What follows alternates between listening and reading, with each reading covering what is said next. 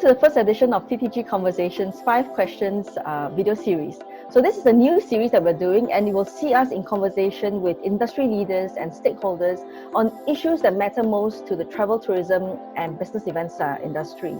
So joining us in our debut episode is Subhas Menon, Director General of the Association of Asia-Pacific Airlines.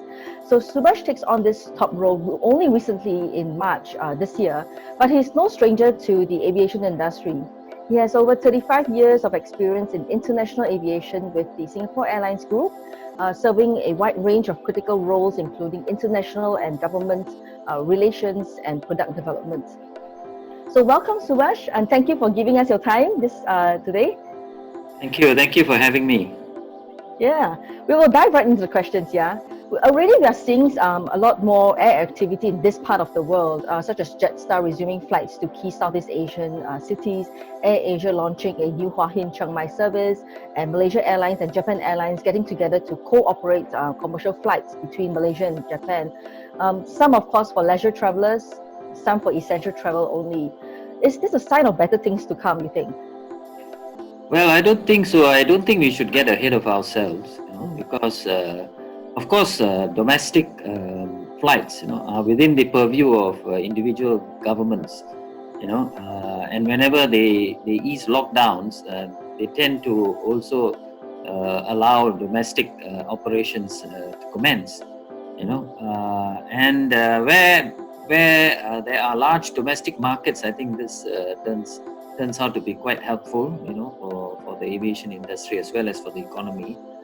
China, for instance, reported that in July, their domestic capacity had gone back to almost the same as what it was in July 2019.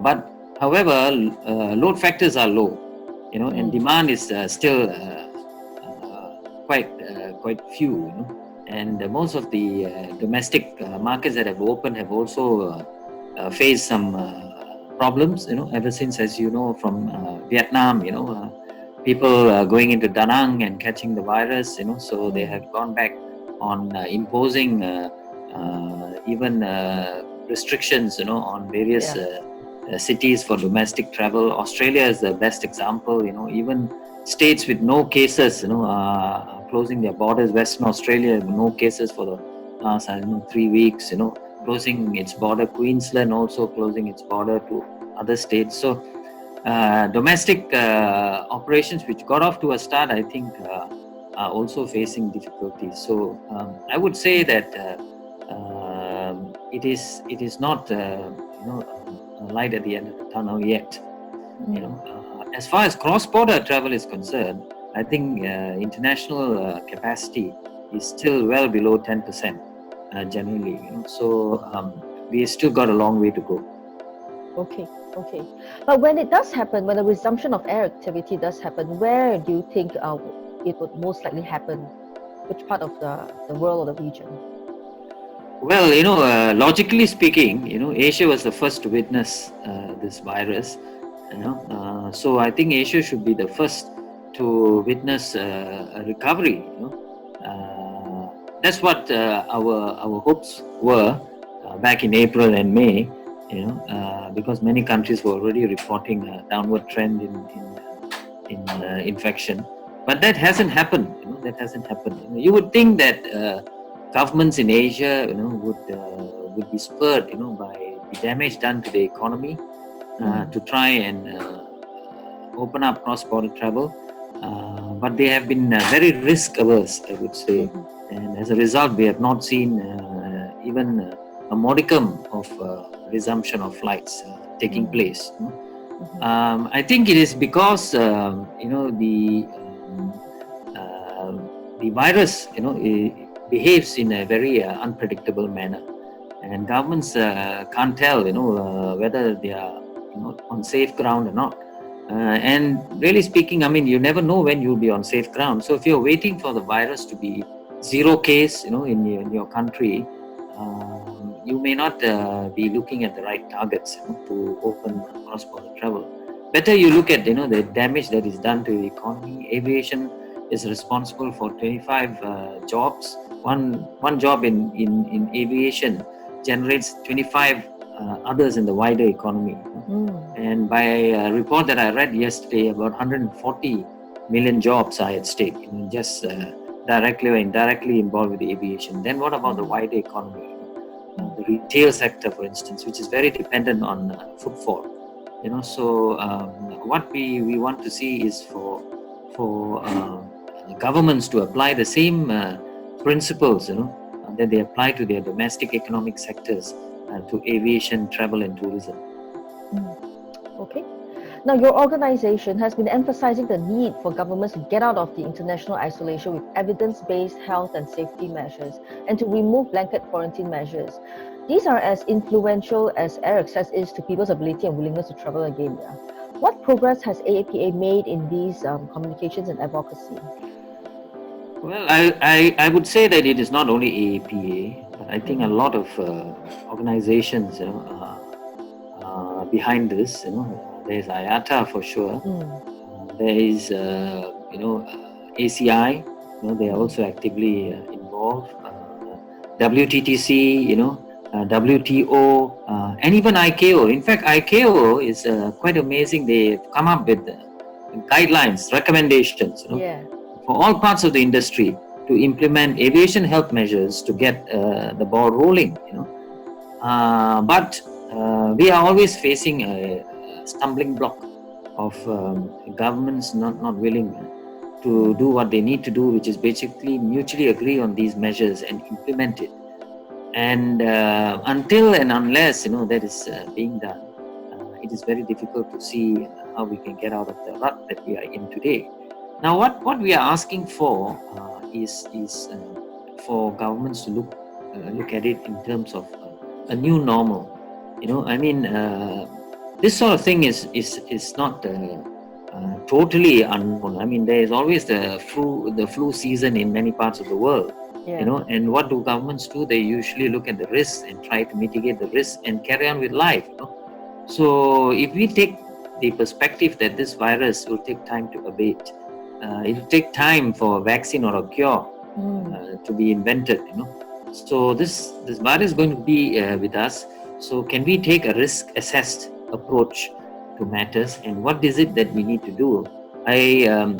I talked about Europe in the past. The ECDC, the European Center for Disease Prevention and Control, have come up with a categorization of countries according to the number of cases per 100,000 of the population that happened in the last 14 days. Why last 14 days? Because the infection curve for the virus is 14 days. And if you look at that, that gives you an idea as to what are the conditions under which you can bilaterally agree on opening up certain routes. In Asia-Pacific, most of it's the lowest. Asia-Pacific, we have 20 cases or below per 100,000. This is the latest from the 5th of August. So we can already agree on resuming travel. Then we have to agree on the health measures. And most importantly, we cannot have quarantine, as we discussed before. And how do we get around quarantine? Instead of looking at deterring travel, if governments were to look at how we can facilitate travel, then maybe we can come up with appropriate measures to allow this. For example, now the organizations involved in this are talking about testing. Maybe if we can have testing, that might help us to circumvent the need for quarantine. When I was in quarantine here in Sydney for 14 days, I realized that the reason why I'm in quarantine is because they can do testing. They can test me 4 days before I'm allowed to leave quarantine. So if we were to do testing before passengers come to the airport, maybe that is one way of getting around this quarantine, and we can facilitate the restart of air travel. Right. Travel bubbles. So why are they so difficult to establish? Well, travel bubbles, why are they so difficult to establish? That's a very good question. It's not only travel bubbles, but we've also seen so-called green lanes, fast lanes, and travel corridors, but they have all failed to take off. Why? Because of the onerous restrictions placed on the conditions, and secondly, they are not scalable, to meet the reasonable expectations of travelers. So that being the case, I think they have not been popular. The take-up has been very poor. As for travel bubbles, governments are waiting for complete containment of the virus before commencing travel bubbles. The first talk of travel bubbles was in the context of the trans-Tasman bubble, Australia and New Zealand. But New Zealand was not prepared to open up travel with Australia because Australia was not able to bring the numbers down to zero. But now even New Zealand has started seeing numbers appearing, going up again. So Europe, I thought, was a good example of travel bubble where they applied the epidemiological conditions and opened up cross-border travel. But many of the European countries have gone back on the agreement, and they have started imposing conditions also. For example, Spain. Spain is facing a lot of restrictions for travel within Europe, and other countries in Europe also have seen a big spike in cases. France and Netherlands, and so other countries are imposing conditions on them. So the travel bubbles have not taken off, mainly because probably they were coming up in the wrong areas. We were to have travel bubbles in Asia-Pacific. I think we have a good period of virus containment, downward trend. Public health facilities are up to scratch. Even if there are important cases, I think most of the country's public health facilities can cope with it. So it is time, to look at how we can be more progressive in our approach to restarting travel. This is what was envisaged by the CARD guidelines issued by ICAO, and the whole travel industry is waiting upon governments to start thinking about this, and must be implemented in a harmonized, sensible, and consistent manner. So this cannot happen unless the public health authorities of the governments also come together and advise, how it can be done. For example, we can say yes, testing, but we are no experts to say when the testing should be done, how the testing should be done, where it should be done. For this we need advice from the public health authorities. But we need an all-government approach, and we need a harmonized approach within the region to restart travel. Okay, last question. There are talks about airlines resuming flights with very pricey fares due to limited supply and the cost of compulsory health and safety measures, and that's going to retard potential travel and tourism recovery. What's the reality, you think? Well, normally airlines, like all commercial concerns, they decide the pricing based on demand and supply, economic forces. But we are in a very unreal situation today, where we face a situation where both demand and supply are unrealistically suppressed. Demand is suppressed because there's the fear factor. Secondly, personal finances are weak. Company finances are also weak.